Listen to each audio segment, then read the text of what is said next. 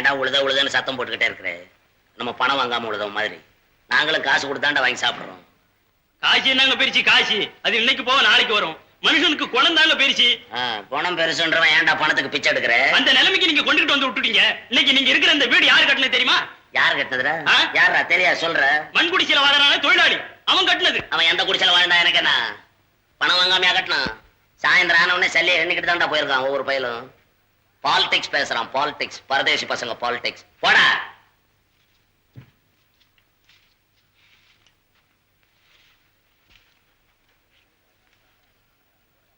நம்ம நாட்டுல எண்ணி பார்த்தா 400 பணக்காரன் கூட தேர மாட்டான். இவனுங்க என்னடா சதா அவனுங்களையே திட்டிக்கிட்டு இருக்கானுங்க. பொறாம பிடிச்ச பயலுக்கு. ஒவ்வொருத்தன் ஒரு நாட்டை பணக்கார நாடா ஆக்கணும்னு படாத பாடு பட்டுக்கிட்டு இருக்கிறான்.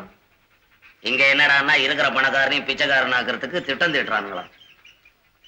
அதுக்கு பேர் என்னடான்னா சரிசமானமா வாழ்றதான் புரியாத பயலுக்கு. சரியா சொன்ன தம்பி. ஒரு பேச்சினாலும் கனகச்சிதமா தான் சொல்றேன். வாங்க பேங்கர் முனியாண்டி இல்லையா? டேய் மாயாண்டி, ஒரு சேர் கொண்டாந்து போடு. பரவாயில்ல தம்பி, சும்மா உட்காருங்க. உட்காருங்க. நம்ம குமார் தம்பி இங்க இருந்தா பாத்துட்டு போலாமேன்னு வந்தேன். அவன் இன்னைக்கு பூரா இங்க வரலையே. ஏன், என்ன விசேஷம்? விசேஷம் ஒண்ணும் இல்ல. ஏதாவது ரகசியமா இருந்தா உங்க மனசுக்குள்ளேயே வச்சுக்கோங்க, சொல்லாதீங்க. நீங்க ஒரு கூத்து தம்பி. இதுல என்ன ரகசியம்? அதான் நம்ம சங்கர் பயலுக்கு 1 லட்சம் ரூபாய் ரேஸ்ல அடிச்சதே, அது நம்ம குமார் கொடுத்த டிப்புன்னு கேள்விப்பட்டேன். உண்மைதானே? உண்மைதான்.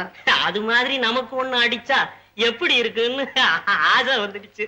ஆசை வந்துடுச்சா? அப்ப சரிதான். நீ ஒரு கூத்து தம்பி, எப்ப பார்த்தாலும் வேடிக்கையா பேசிக்கிட்டு. நான் எதுக்காக சொல்றேன்னா, 5 ரூபாயில இப்படி ஒரு அதிர்ஷ்டம் இருக்குதுன்னா அதை ஏன் விட்டு வைக்கிறதுன்னு கேக்குறேன். விடக்கூடாது, புடிச்சு பாருங்க.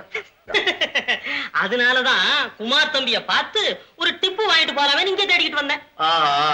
அப்போ அவனை போய் தேடி பார்த்து என்னது டிப்பு டிப்பு அந்த டிப்பு பார்த்து வாங்கி சட்டு புட்டுன்னு போங்க. ஆமா தம்பி, வழி வரதை ஏன் விடுதானே? மாயண்டி வரட்டுமா? ஐயோ பாவம், அவரை போய் எங்க குமார் கிட்ட அனுப்பி வைக்கிறீங்க? வீணா கெட்டு போயிடுவாருங்க. கடட்டும், நல்லா கடட்டும்.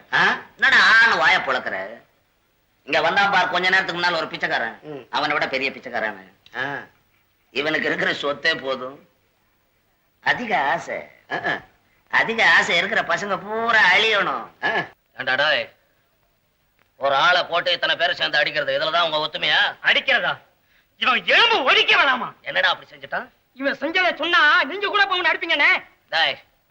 நான் உன்ன மாதிரி மிருகம் இல்லடா, எனக்கு கொஞ்சம் புத்தி இருக்கு. என்னதான் ஒரு மனுஷன் தப்பு செஞ்சாலும் இத்தனை பேர் சேர்ந்து அடிக்கிறதவனே. இவன் பெரிய துரோகின்னு, இவனை இதோட விடக்கூடாது. அவன் என்ன துரோகம் செஞ்சான் அதை சொல்ற? அண்ணே, இந்த சோதா பைய சூதாடுற தப்பு அப்படி இப்படின்னு சொல்லி பாட்டு பக்கம் போட்டு வைக்கிறான். ஓஹோ, சூதாட கூடாதுன்னு சொல்றதே தப்பா? சொல்லிட்டு ஆகி போச்சா? அது போல சொல்றவன் நடக்க வேணாமா? இந்த பாட்டு புத்தகம் வித்த காசு இவன் என்ன செய்யறான் தெரியுமா? என்னடா செய்யறான் அதை சொல்ற? அண்ணே, குதிரை பந்தயத்துக்கு போய் காசு எல்லாம் தொலைக்கிறானே. சூதாட கூடாதுன்னு புத்தகம் போட்டு ஊர்ல உபதேசம் பண்ணிக்கிட்டு இவன் சூதாடலாமா? அது குத்தமா? வேண்டாம், அவன் பழகிட்ட சூதாட்டத்தை மறக்க முடியாம கஷ்டப்படுற மாதிரி மத்தவங்க படக்கூடாதுன்னு எடுத்து நன்மையை சொல்றான். இது தப்பா? அப்போ சொல்றது ஒண்ணு செய்யறது ஒண்ணா? சொல்றவன் சொந்த வாழ்க்கைய பத்தி எல்லாம் கிளறி பார்க்காதே. அவன் சொல்றதுல அறிவுக்கு பொருத்தமா இருந்தா நடங்க, இல்லன்னா போங்கடா. அதுக்காக இல்லண்ணே. எதுக்கா இருந்ததா என்னடா? இந்த காலத்துல நல்லதை சொல்றவங்களே நாட்டுல கொஞ்சம் பேர் தான்டா. அவங்களே அடிச்சு கொண்டுடுங்க, நாடு உருப்பிட்ட மாதிரிதான். அதனாலதான் நாகரிகமும் வளரல, நல்ல புத்தியும் வளரலன்னு ரொம்ப நாளா சொல்லிக்கிட்டு இருக்கேன்டோ. நீங்க சொல்றது என்னமா சரிதானே? சரிதான்னு சொல்லிட்டா போதாது தம்பி. நல்லத சொல்றவனை நாட்டுல வாழ வைக்கணும்ன்ற உண்மையான எண்ணம் உங்களுக்கு எல்லாம் இருந்தா ஆளுக்கு ஒரு புஸ்தகம் வாங்கி அவனை ஆதரிங்க.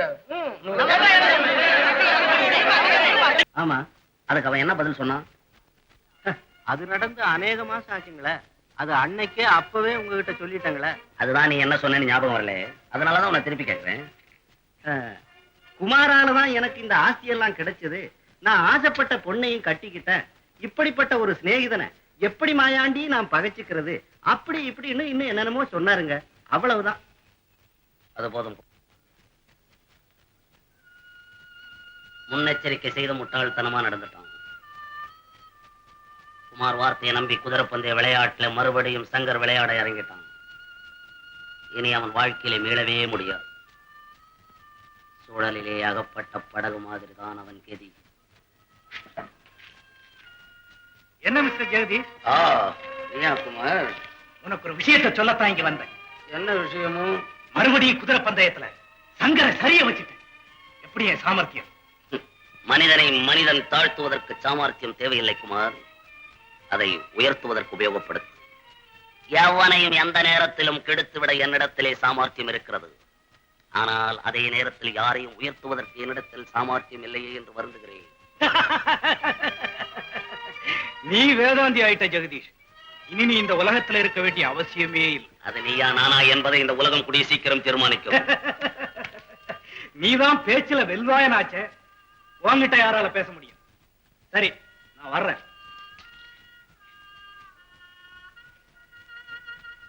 அலைகடல் எவ்வளவுதான் சீறி எழுந்தாலும் நிலாவின் வெளிச்சத்தை மறைத்து விட முடியாது குமார். பாவம், ஒன்றுமே தெரியாத சங்கரை குதிரை பந்தயத்தில் இழுத்துவிட்டு நீ வகுத்த திட்டத்தை சாதித்து விடலாம் என்று பார்க்கிறாய். ஒரு காலம் முன்னால் முடியவே முடியாது. பூச்சிகளுக்கு தவளையும், தவளைக்கு பாம்பும், பாம்புக்கு கருடனுமாக பகை உண்டாக்கி உயிர் குடிக்கும் போக்கை இயற்கையே அமைத்து விட்டது. அதன்படி சங்கர் ஒரு தவளை, நீ ஒரு பாம்பு, நான் ஒரு கருடன். இதில் வெற்றி யாருக்கு என்பதை நான் பார்க்கிறேன். முருகா, எதுவுமே சதம் இல்லடா ஐயா. ஏய், ஓய், யாரு? ஒண்ணுமே சதம் இல்லைன்றவன் தின்ன மட்டும் சதமா? யார் நீ? சாமியாருங்க. சாமியாரு. கிண்டல் பண்றிய? நான் உன்னை யாரான்னு கேட்டா சாமி யாருன்னு என்னைய கேக்குறிய? வந்து இது நான் சன்னியாசிங்க. முதல்ல சொன்னது அது சன்னியாசிங்களுக்கு பெரியவங்க வச்ச மாத்து பேர். சாமி யாருன்னு. சாமி யாருன்னு ஏன் வச்சாங்க? அதான் சாமி யாருன்னு ஜனங்களுக்கு எல்லாம் எடுத்து சொல்றதுக்காக வேண்டி. அப்ப யாரு சாமி சொல்லு பாப்போம். அட கடவுளே, இப்ப நான் என்ன பதில் சொல்றது? சொல்லட்டுங்களா? சொல்லு. கிருஷ்ணர், முருகர், பரமசிவர். இதெல்லாம் எங்க அப்பா அம்மா சொல்லியிருக்காங்க. அப்போ சாமி யாருன்னு தேடுற? ஆமாங்க. நீ ஒண்ணு தேட வேணாம்.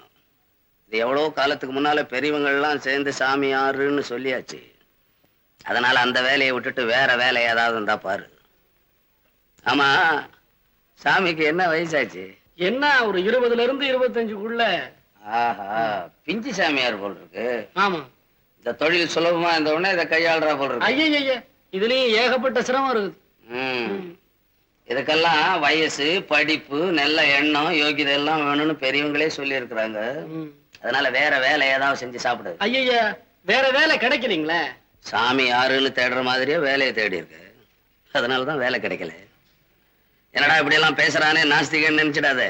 என்ன போல ஆஸ்திகம் உலகத்திலே கிடையாது. அது போனா போட்டோம், நான் வேலை கொடுத்தா ஒழுங்கா செய்றியா? ஐயோ, தங்கமா செய்யறாங்க. தங்கங்க செய்ய வேணாம், வேலை செய்றியா? செய்யறேன். உன் பேர் என்ன? சிங்காரம். சிங்காரம் பண்ணிக்கிட்டு வந்திருக்கிற. எந்த ஊரு? மலையாளங்க. மலையாளமா? தமிழ் நல்லா பேசுற. என்ன வேடிக்கையா இருக்க? நான் நாடக கம்பெனில இருந்திருக்கேன்ல, அதான் டக்குன்னு வேஷத்தை மாத்தி இருக்கிற. அது போனா போட்டோம், இந்த காவி உடையெல்லாம் கைட்டு வச்சுட்டு கொஞ்ச நாளைக்கு இங்க வேலை பாரு. அப்புறம் வேலையே செய்ய வேணான்ற எண்ணம் தோணும் இல்ல, அப்ப இதை தூக்கி மாட்டிக்கிட்டு வெளியே போயிடு. மாயாண்டி, என்ன கூப்பிட்டீங்களா? ஆமா, இவனை அழைச்சுன்னு போய் சாப்பாடு போட்டு, நேத்து நாம போட்டோம் பாரு ஒரு திட்டம், அதுக்கு இவனை தயார் பண்ணு. போ, போயிட்டு வா. சிங்காரம், இங்க ஒரு நாடகம் நடத்தலாம்னு ஏற்பாடு பண்ணி வச்சிருக்கேன். அதுல உன்னதான் வில்லனுக்கு வில்லனா போட போறேன். எடுத்து போ. இவரு கூடங்களா? ஆமா, சும்மா போ, பரவாயில்ல போ.